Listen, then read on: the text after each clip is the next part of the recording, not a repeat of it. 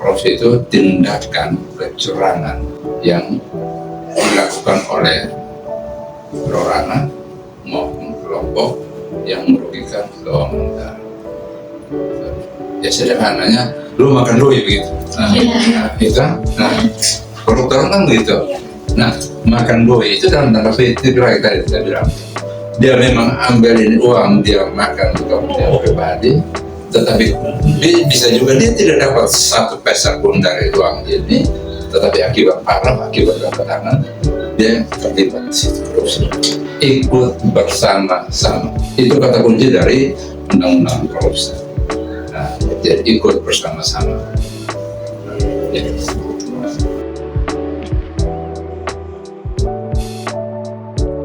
Jadi pertama, ketika hendak menyusun rencana penyusunan anggaran tahun 2024 misalnya, itu harus didahului dengan buat rencana kerja OPD, organisasi perangkat daerah dalam hal ini Dinas Koperasi dan UKM.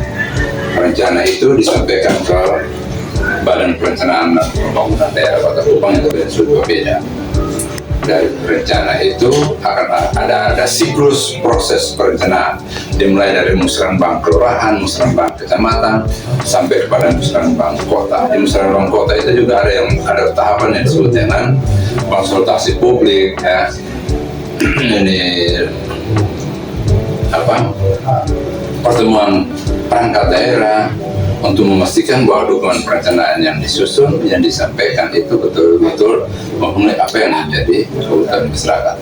Ketika dia sudah menjadi dokumen rencana, akan diserahkan ke DPR.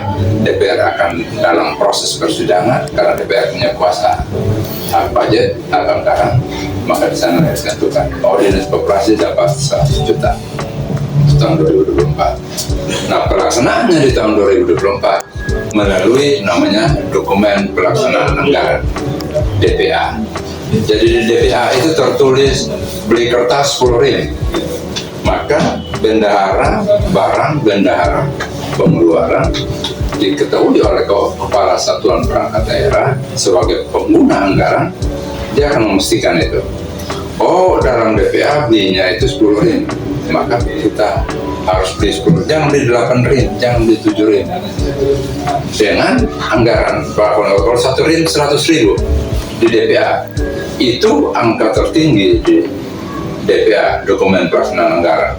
Tetapi kalau di pasar, di toko dijual 80.000, maka pertanggungjawabannya 80.000, bukan 100.000. Nah, itu. Jadi kalau dipertanggungjawabkan 100.000, karena dokumen anggarannya menyatakan 100.000 per rim, itu disebut dengan kecurangan, itu disebut dengan korupsi. Yang 20.000 ada selisih. Nah, itu. Jadi kalau tulis di DPA 100, tapi di harga pasaran 80, maka kita menggunakan angka 80 harga pasaran. Di mana 20.000-nya? 20.000 itu secara otomatis di akhir pelaksanaan tahun anggaran dia akan dikembalikan ke kas daerah sebagai silpa, sisa lebih anggaran pembayaran tadi. Gitu.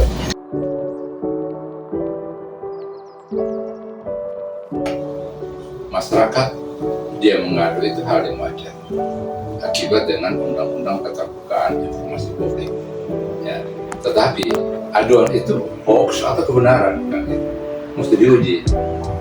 Kalau tidak bisa dipertanggungjawabkan secara baik dan benar, laporan itu bisa dibenarkan. Tetapi ketika laporan itu tidak bisa dibenarkan, maka saya akan melakukan pencemaran nama baik.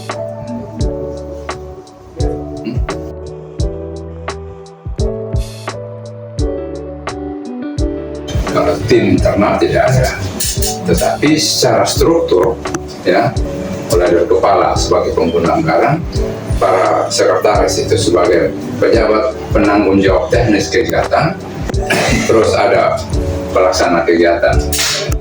Pengawasan ini kan secara struktur sudah secara berjenjang sudah dilakukan, jadi tidak butuh lagi. Dan walaupun itu secara orang akan mengatakan membutuhkan itu, Tapi pengawasan melekatnya, waskatnya itu dilakukan oleh kepala dinas selaku pengguna anggaran. Dalam struktur organisasi dia kepala dinas, tapi dalam struktur keuangan dia pengguna anggaran. Pengguna anggaran dia bertanggung jawab secara keseluruhan pelaksanaan kegiatan yang dibiayai oleh APBD lewat dokumen anggaran. Itu. Di internal pemerintah daerah ada juga yang namanya inspektorat. Ya. Nah, inspektorat punya kerja adalah melakukan pengawasan. Nah, ketika ada pegawai di dinas koperasi melakukan tindak pidana korupsi, maka dia bisa diperintah wali kota untuk dia diperiksa. Setelah dia diperiksa, oh betul dia. Maka karena inspektorat itu adalah aparat pengawas internal pemerintah, rekomendasinya adalah meminta untuk mengembalikan.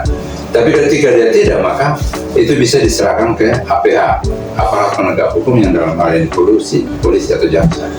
Nah, proses ke sana yang dilakukan oleh eksternal itu tidak bisa lagi diintervensi oleh pemerintah daerah atau oleh dinas koperasi. Jadi ketika proses di eksternal dalam hal ini aparat penegak hukum APH itu terbukti dia melakukan tindak pidana korupsi, maka sanksi sesuai dengan aturan yang berlaku. Itu. Tapi bagi pegawai negeri, kalau dia kena sanksi penjara karena tindak pidana korupsi, maka hukumnya aturan undang-undang ASN mengatakan dia tetap harus dipecat. Bukan soal jumlah dia masuk penjara 10 tahun, 15 tahun, tidak. Dia masuk penjara 1 minggu pun dipecat. Nah, karena kalau penyalahgunaan kewenangan, ya istilah kalau korupsi kan ya, kita setiap organisasi perangkat daerah itu kan punya standar pelayanan minimal kan gitu, ya. Nah, dari standar pelayanan minimal itu setiap perangkat daerah memberikan pelayanan kepada masyarakat. Contoh, kalau dia di dinas kami, masyarakat membutuhkan sosialisasi tentang pembentukan koperasi. Oh, silakan dia bersurat secara resmi.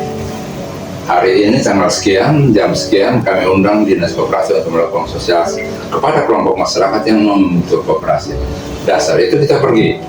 Hasil sosialisasi, kalau mereka mau tindak lanjut dengan pembentukan koperasi, maka kita dorong mereka untuk mengurus badan hukum. Dan kita update, kita punya kewajiban untuk update di online data sistem kami. Ya. Dengan demikian, apa yang menjadi kebutuhan masyarakat sesuai dengan standar pelayanan kita lakukan.